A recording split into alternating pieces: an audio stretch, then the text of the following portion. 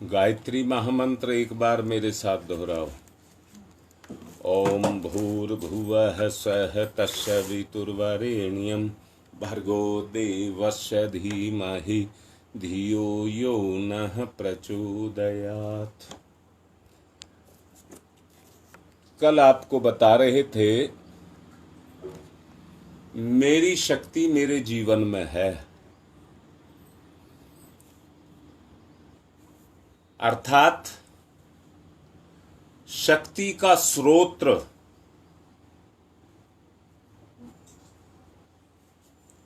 मेरा जीवन है।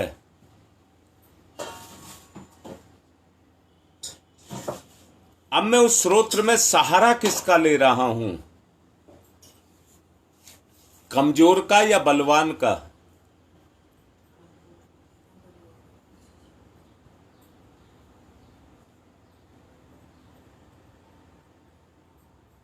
दुनिया में ऐसी बहुत सी चीज मजबूत हैं,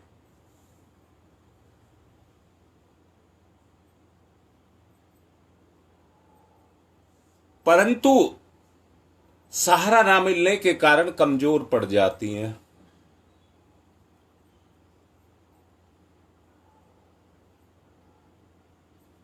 भगवान बड़ा व्यापक है,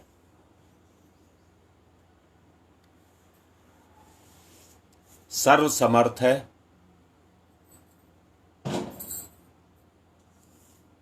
सर्वोपरि है, न्यायकारी है। ये उसकी विशेषताएं हैं और ये विशेषताएं ही उसके गुण हैं।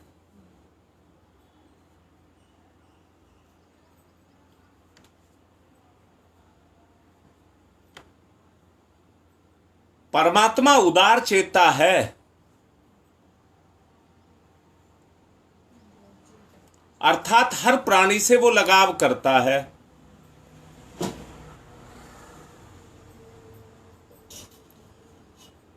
परंतु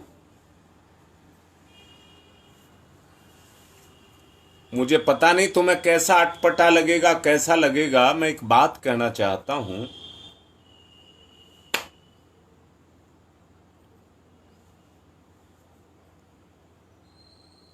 सुबह स्नान करने जा रहा था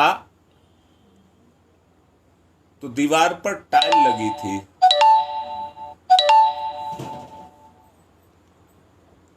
देख करके मन में आया बड़ी मजबूत है, ये कठोर है, मजबूत है। अगर टाइल के साथ टाइल को जोड़ करके, दीवार नहीं, टाइल के साथ टाइल को जोड़ करके अगर उसमें पानी भर दिया जाए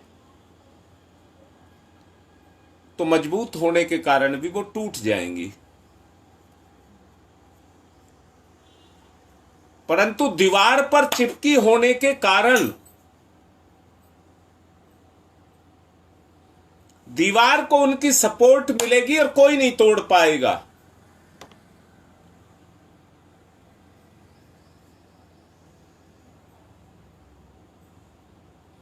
भगवान उदार चेता है, प्राणी मात्र पर अपनी उदारता दर्शाता है और उदारता ही एक कारण है जिसके द्वारा हम किसी से लेते हैं, ग्रहण करते हैं।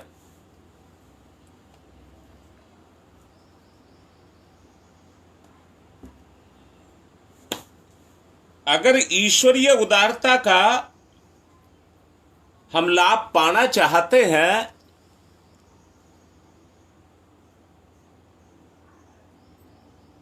हर कर्म का सहारा वो ही है।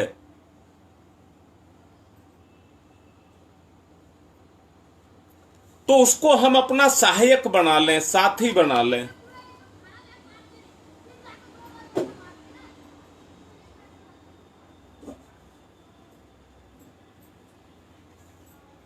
वो चाहता है संगच्छ ध्वम, मेरे साथ साथ सब चलें। और मैं भी सबके साथ रहूं।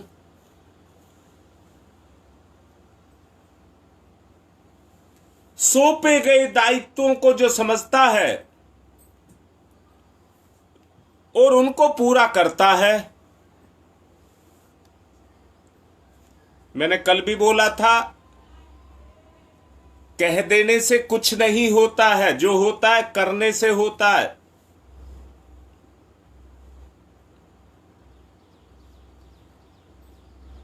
भगवान हमको विशेष विभूतियां देना चाहता है।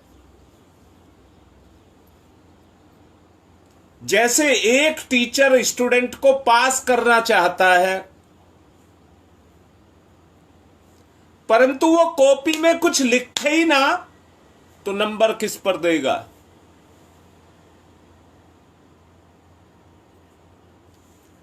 भगवान आपका भला चाहता है, परंतु कुछ तो भलाई का काम हमको करना पड़ेगा, कुछ तो करना पड़ेगा।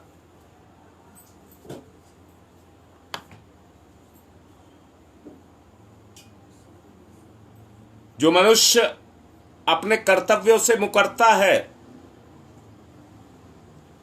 वो भगवान की उस विशेष अनुदानों को प्राप्त नहीं कर पाता। शायद आप इस बात को मान रहे होंगे, ये सिद्धांत की बातें हैं।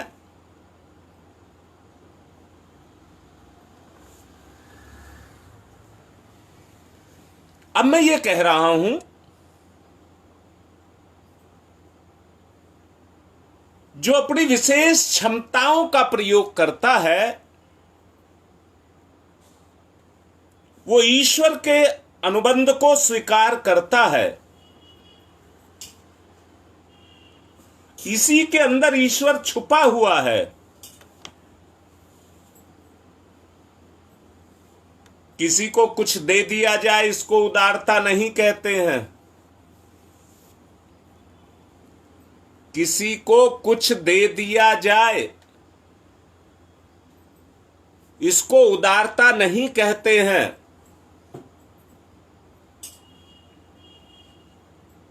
आत्मिक अनुशासन के साथ जुड़ करके दिया जाए, उसको उदारता कहते हैं।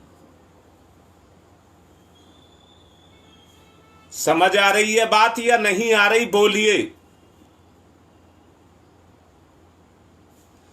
मैं कहता हूं देना उदारता है,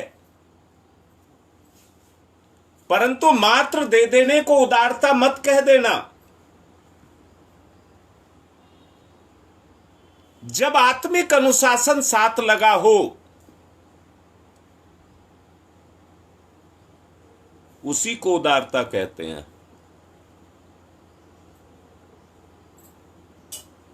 परमेश्वर कितना न्यायकारी है, आप उसकी नियम व्यवस्था को कितना पसंद करते हैं।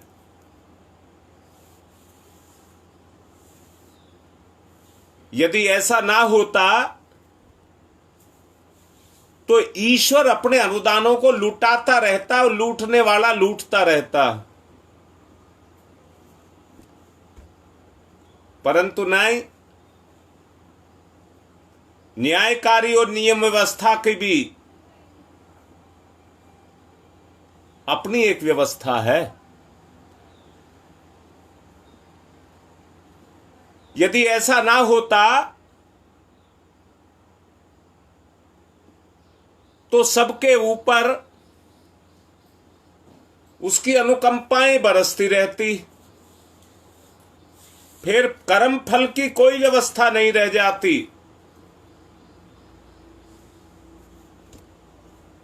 अर्थात कोई बुरा कर रहा है तो भी भगवान को पा रहा है, और कोई अच्छा कर रहा है तो भी भगवान को पा रहा है।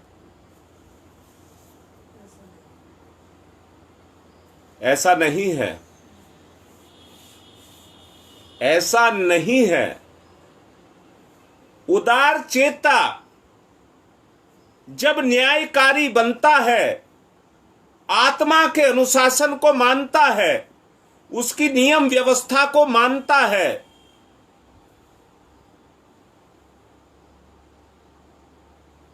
मैंने भी कहा संगच्छ, उसके साथ साथ चलता है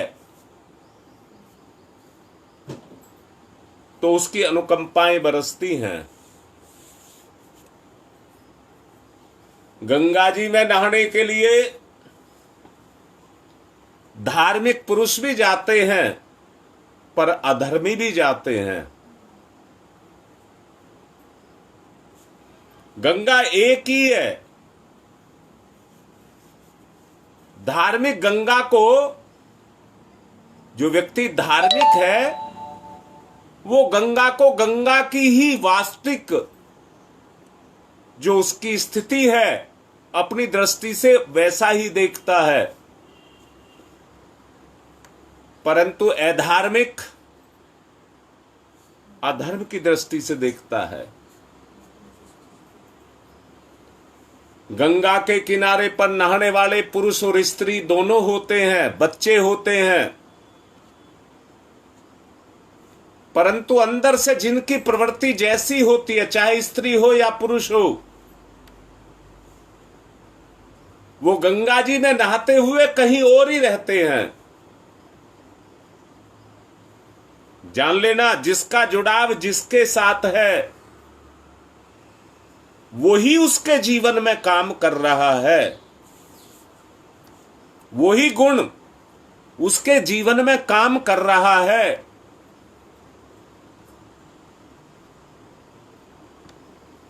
एक मां की बेटी अगर अपनी मां के साथ में जो भी काम वो कर रही है उसके साथ में मिलकर के काम करने लग जाए, काम ना करे, उसका साथ देने लग जाए, तो मां को कैसा लगेगा? और एक पिता के साथ में उसका पुत्र लग करके पिता की नकल करने लग जाए, उसका साथ देने लग जाए, तो पिता को कैसा लगेगा? इसी को कहते हैं साथ साथ चलना। अपने कर्तव्य धर्म को उसके अनुदान के बगैर आप पूरा नहीं कर सकते। हर कर्म में उसके अनुदान है, परंतु स्थिति आपके ऊपर है, आप चाहते क्या हैं। जिस कर्म को आप कर रहे हैं, कर्म तो आप भगवान को साथ लेकर के कर रहे हैं, परंतु आपकी नीयत में अगर खोट है, जिसको कोई नहीं देख रहा, आपके अलावा कोई नहीं देख रहा या भगवान देख रहा है, उसके परिणाम वैसे ही होंगे, चाहे बाहर से आप कितना ही साफ सुथरा पवित्र कार्य कर लीजिए।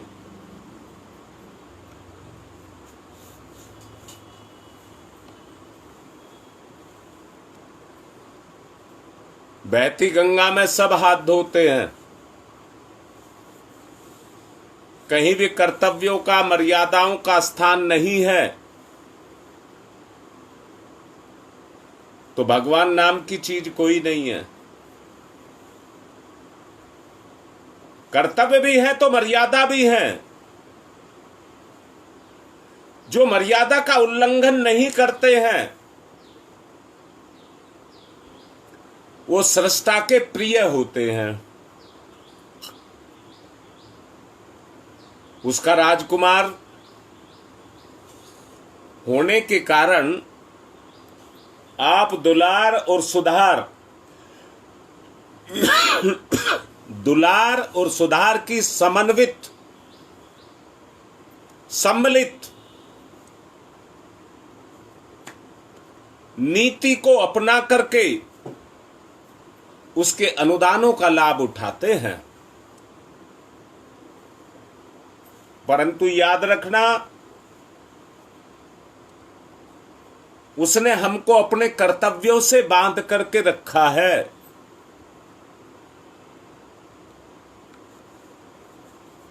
यही मानव के हित में है।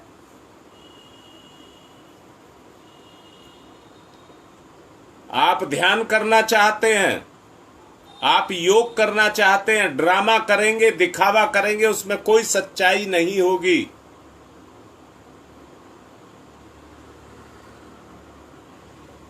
जीवन का जो लाभ आपको मिलना चाहिए, जो वास्तविक आपके जीवन का लाभ है, वो आपको कभी नहीं मिलेगा। अगर अपने जीवन का वास्तविक लाभ आप चाहते हैं,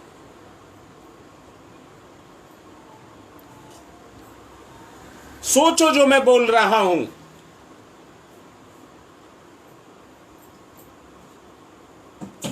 उसकी मर्यादाओं का उल्लंघन करके आप नहीं पा सकते। एक माँ बाप ये चाहते हैं कि उनके बच्चे साथ मिलकर के रहें, साथ साथ रहें, एक दूसरे का साथ दे। सबकी कमाई बराबर नहीं होती है, पर साथ मिलकर के रहते हैं तो कम कमाने वाला और ज्यादा कमाने वाला दोनों एक स्तर के हो जाते हैं। एक दूसरे की कमियों को ढक लेता है, किसी की कोई विशेषता, किसी की कोई विशेषता।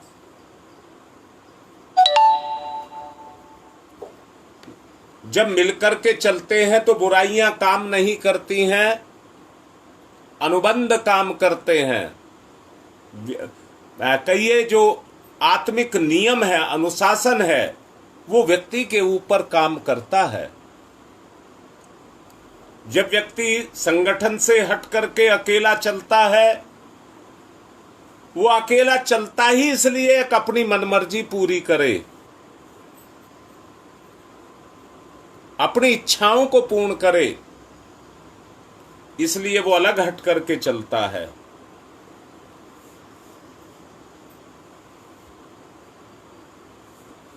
भगवान न्यायकारी है। अगर इंसान अकेला अकेला चल रहा है, मेरे मन में एक बात आ रही है और मैं कह देना चाहता हूं, और डांट करके कह रहा हूं सबको। जब व्यक्ति के अपने ऊपर कोई दुख कष्ट आता है तो व्यक्ति बौखलाता है, चिल्लाता है। अगर दूसरे पर कष्ट आता है तो उस कष्ट को जब अपना अनुभव करेगा तो दूर करने का प्रयास करेगा।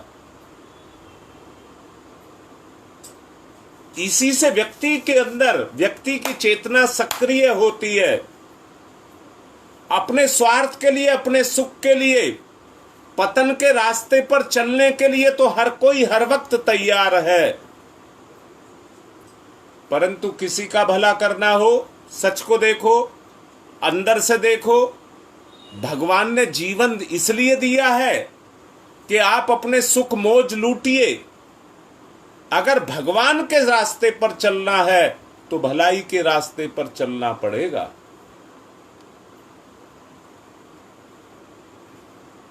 भलाई के रास्ते पर चलना पड़ेगा।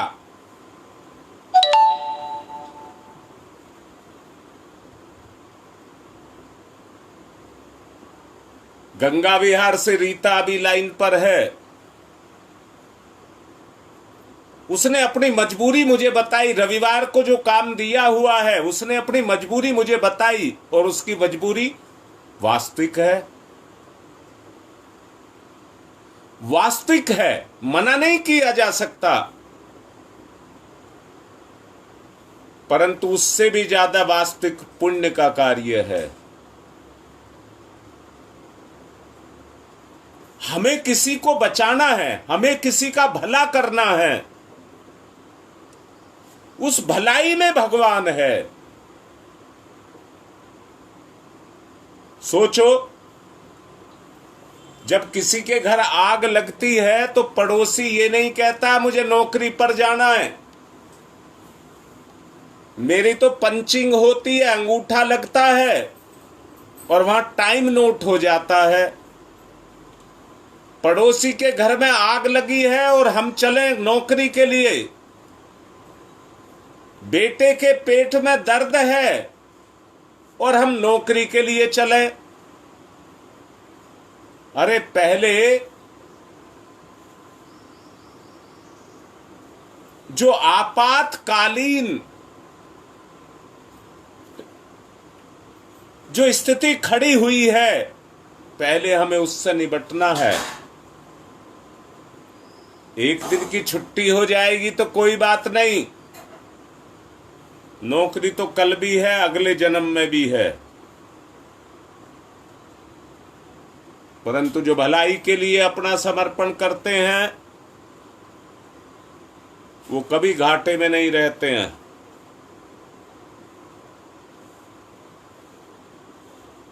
दिक्कत कहां पर आती है? दिक्कत यहीं आती है जहां पर आदमी केवल अपने आपे को जानता है। मुझ पर मुसीबत आ गई तो मेरा सब साथ दें, परंतु मेरी मुसीबत चली गई तो मैं किसी का साथ नहीं दूंगा। साफ साफ सुन लीजिए, मैं ये बिल्कुल नहीं चाहता और शायद भगवान भी इस बात को नहीं चाहता है। दुख सुख तो इस दुनिया के पंख हैं जिसके सहारे दुनिया उड़ रही है।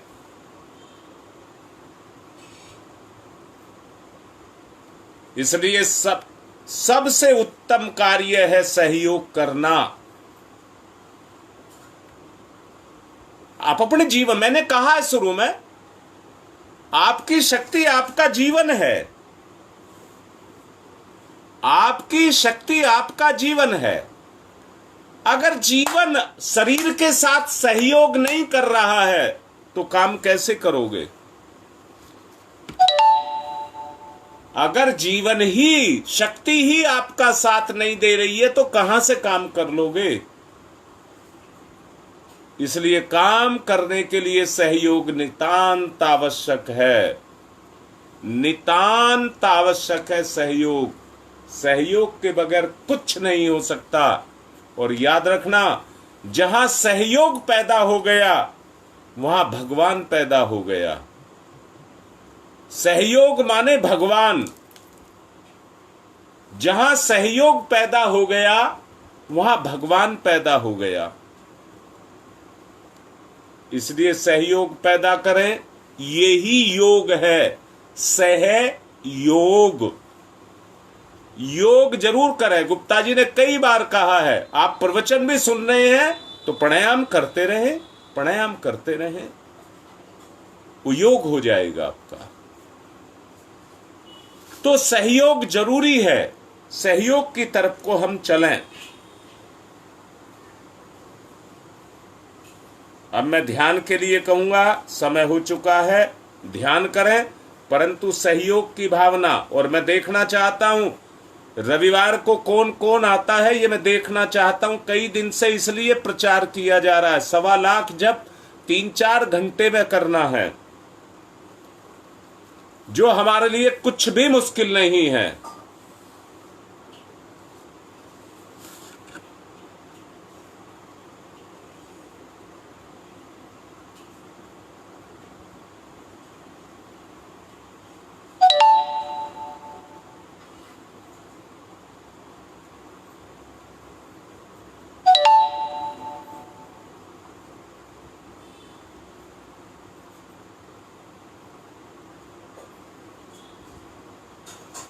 जैसे आग लगने पर सब अपनी बाल्टी उठा करके पानी भर करके दौड़ पड़ते हैं, चोर आ जाए तो सब अपनी लाठी लेकर के दौड़ पड़ते हैं,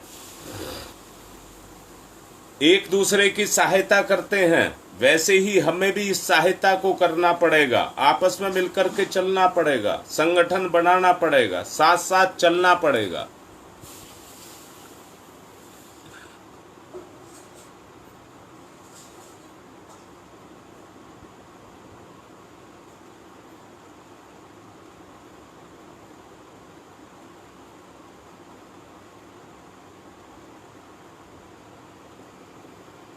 कभी कभी फोन गड़बड़ कर जाता है।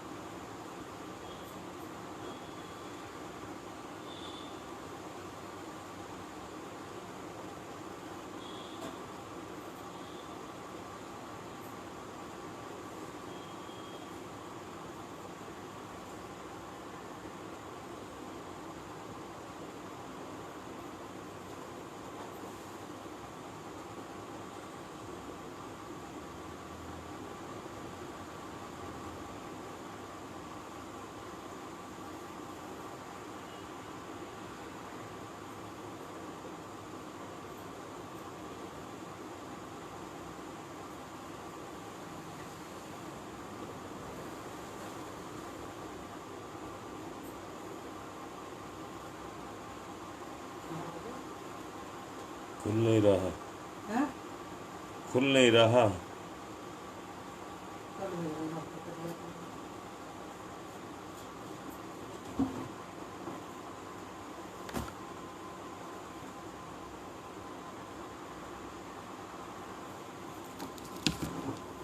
कर ले। एक मिनट जरा।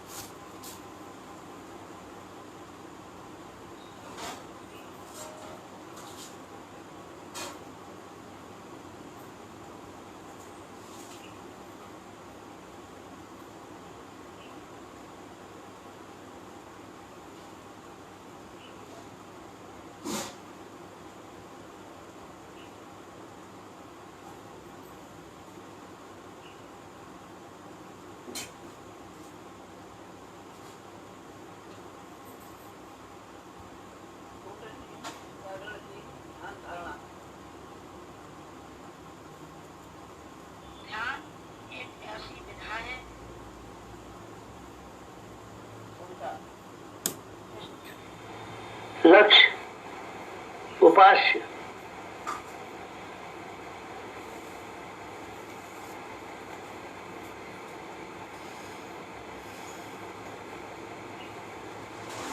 सविता, प्रकाश, ज्ञान, प्रज्ञा।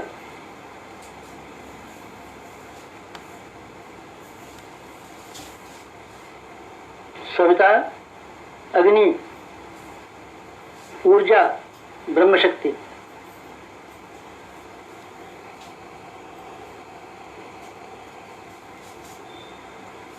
सविता, ब्रह्म। सविता, वर्चस्व। ब्रह्म वर्चस्व, सविता।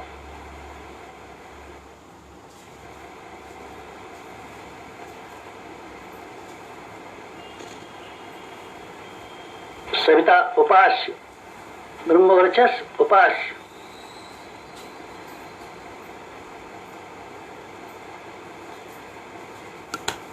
एकत्व, अद्वैत।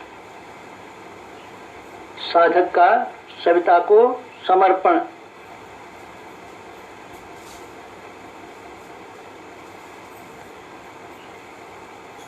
समर्पण, विसर्जन, विलय।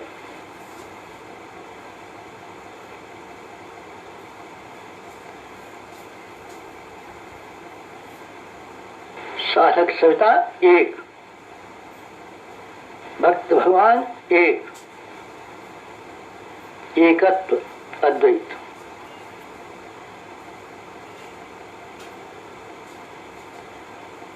कुंडलिनी जागरण।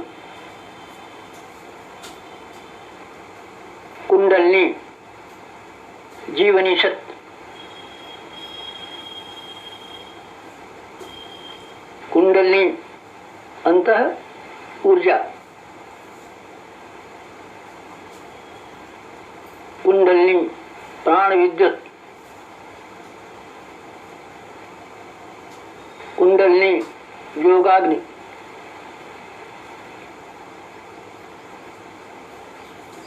कुंडलिनी, ब्रह्म ज्योति।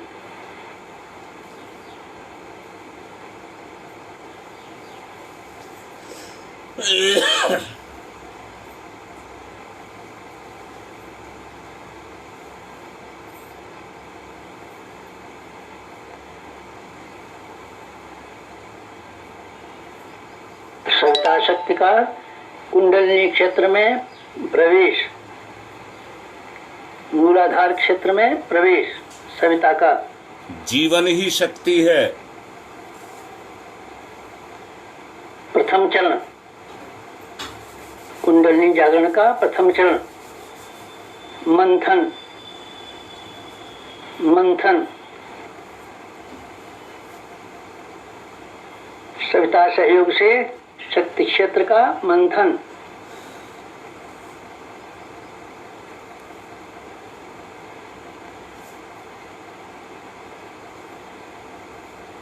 मूलाधार मंथन,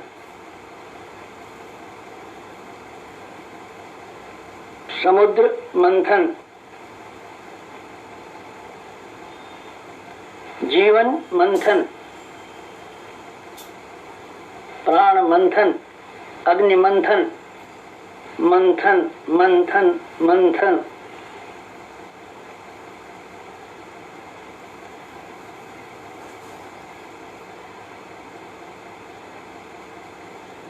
मंथन,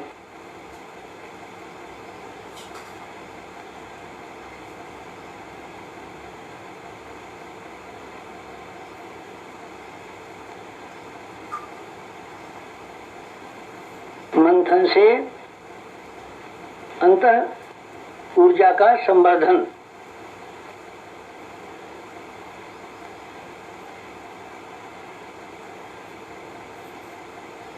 अग्निशिखा प्रज्वलन, जीवन ज्योत जागरण, अंदर की प्रेरणाओं को भरें बाहर के जीवन को मजबूत बनाने के लिए। अंतर प्रेरणा। द्वितीय चरण ऊर्ध्वगमन,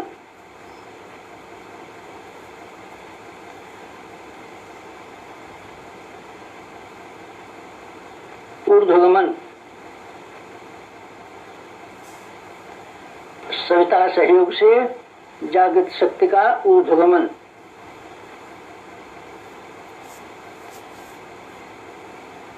आत्मसत्ता का ऊर्ध्वगमन,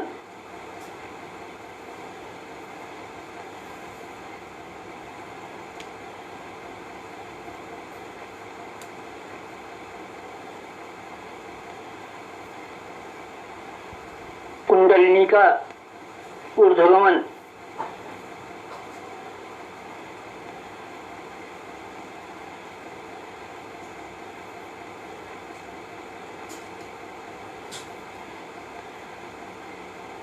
मूलाधार मार्ग से सहस्त्रार तक कुंडलिनी का ऊर्ध्वगमन, मेरुदंड मार्ग से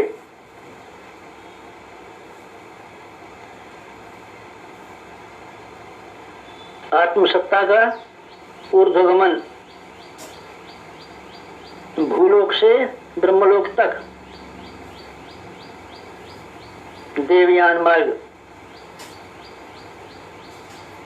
मूलाधार भूलोक, सहस्रार ब्रह्मलोक, मेरुदंड देवयान, कुंडलिनी आत्मशक्ति, जीवनी शक्ति का ऊर्ध्वगमन,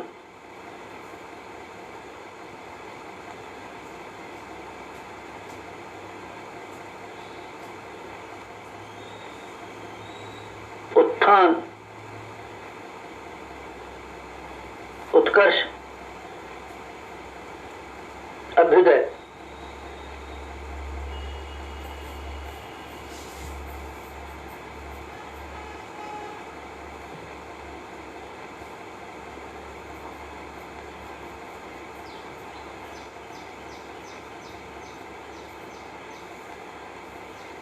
ऊर्ध्वगमन, कुंडलिनी जागरण,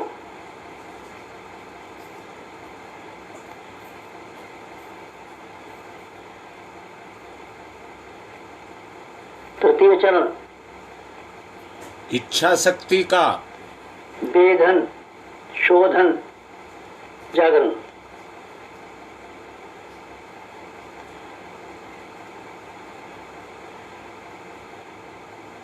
सविता सहयोग से षट चक्रों का वेधन,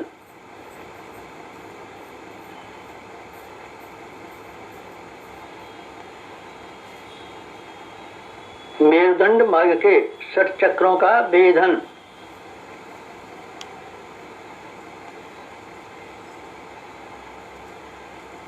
प्राण विद्युत से शक्ति स्रोतों का उत्खनन,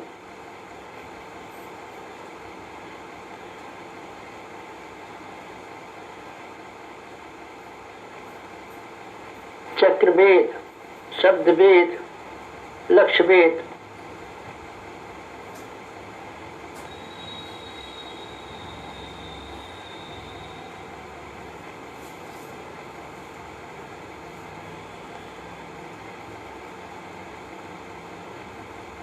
भेदन, शोधन, जागरण, षट चक्रों का जागरण।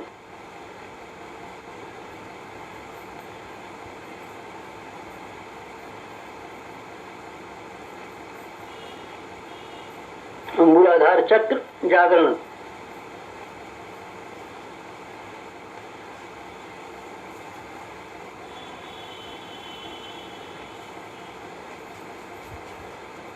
स्वाधिष्ठान चक्र जागरण,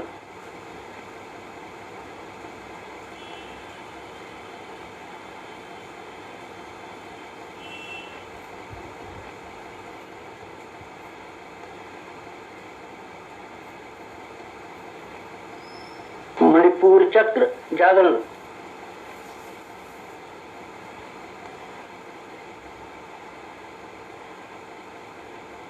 अनाहत चक्र जागरण,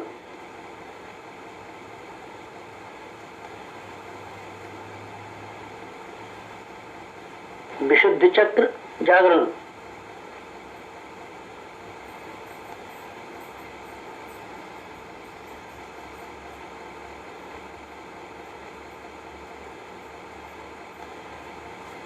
आज्ञा चक्र जागरण,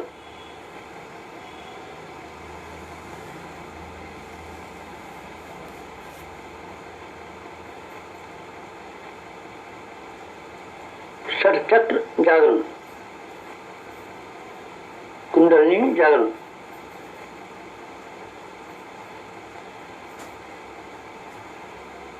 चतुर्थ चरण इच्छा शक्ति में विस्तरण,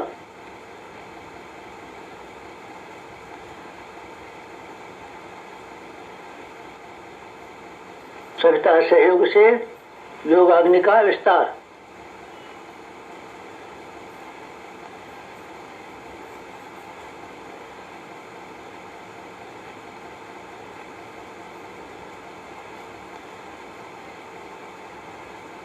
मूलाधार का आत्मसत्ता में विस्तार,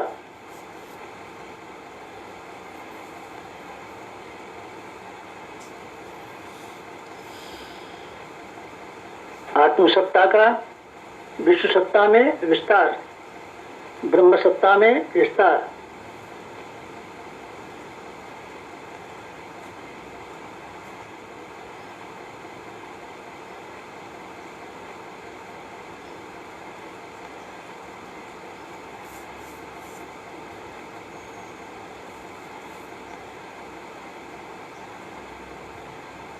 चिंगारी का दावानल में विस्तार,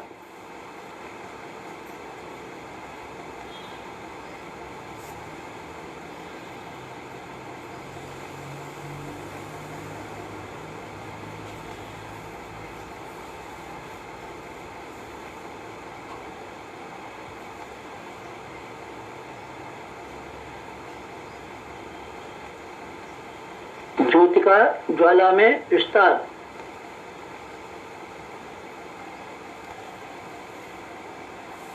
मूलाधार का आत्मसत्ता में, आत्मसत्ता का विश्व सत्ता में, ब्रह्म सत्ता में,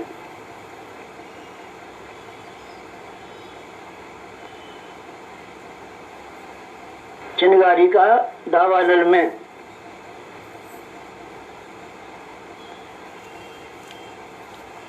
ज्योति का ज्वाला में विस्तार, विस्तरण, जागरण,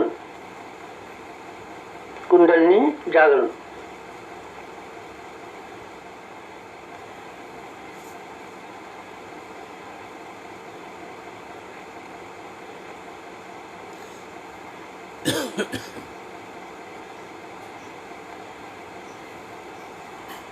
पंचम चरण, पंचम चरण कुंडलिनी का परिवर्तन,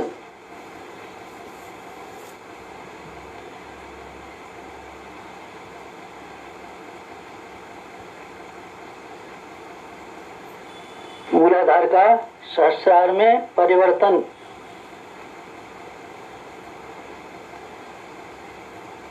साधक का सविता में परिवर्तन,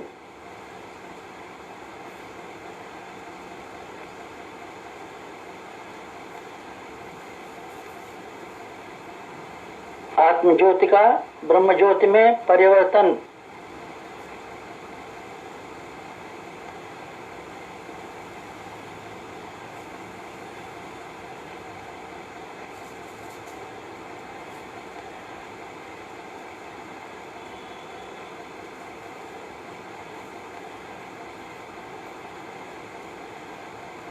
शुद्धता का महानता में परिवर्तन,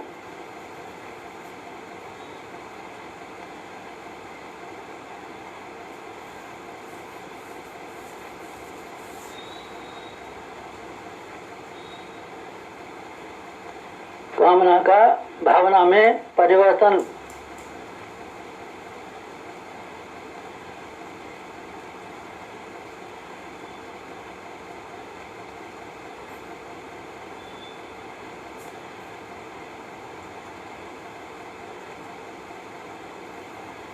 वियोग का संयोग में परिवर्तन,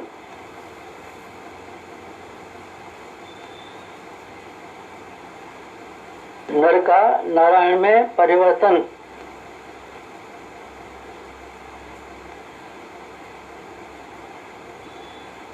मूलाधार का सहस्रार में, साधक का सविता में, क्षुद्रता का महानता में, कामना का भावना में परिवर्तन, वियोग का संयोग में परिवर्तन, नर का नारायण में परिवर्तन,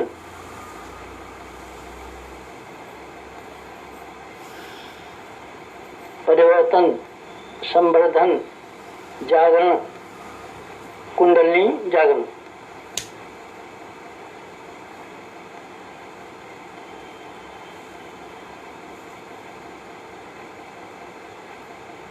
मुक्त बंधन ईश्वर दर्शन,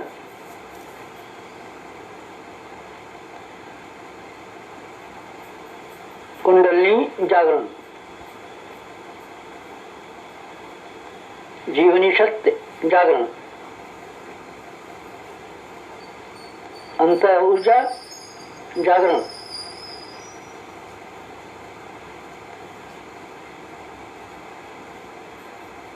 प्राण विद्युत जागरण,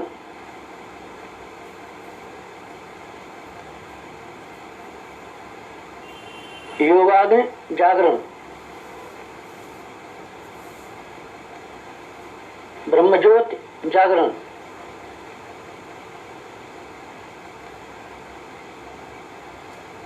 कुंडलिनी जागरण, महान जागरण, आत्म जागरण।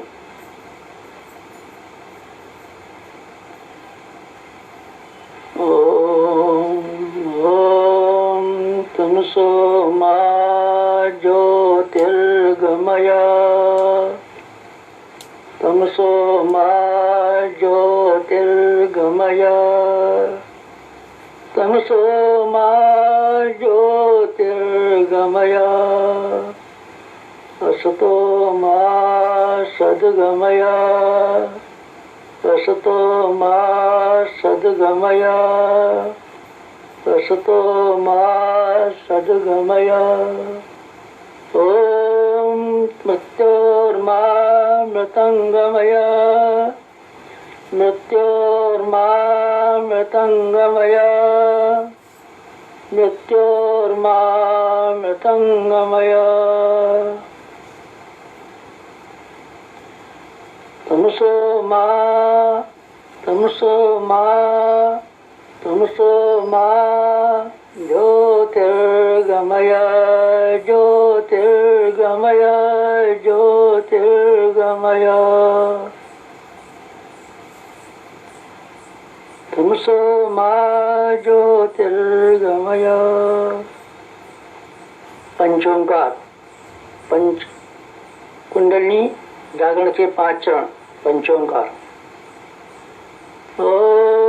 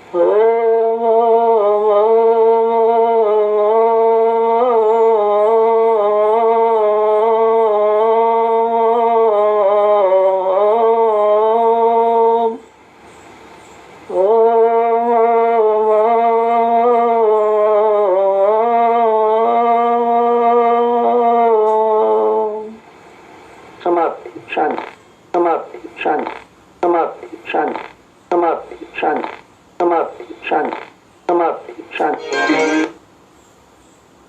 दोनों हाथ मसलें, मुख पर फिराएं। एक बार फिर से कह रहा हूं, दुख में सबको साथ देना चाहिए और वो ही दे पाएगा जो भावनाशील होगा। मैंने कहा है, उदारता ही भगवान है। जिसमें गुण जग गया वो भगवान हो गया। आज की बात संपन्न।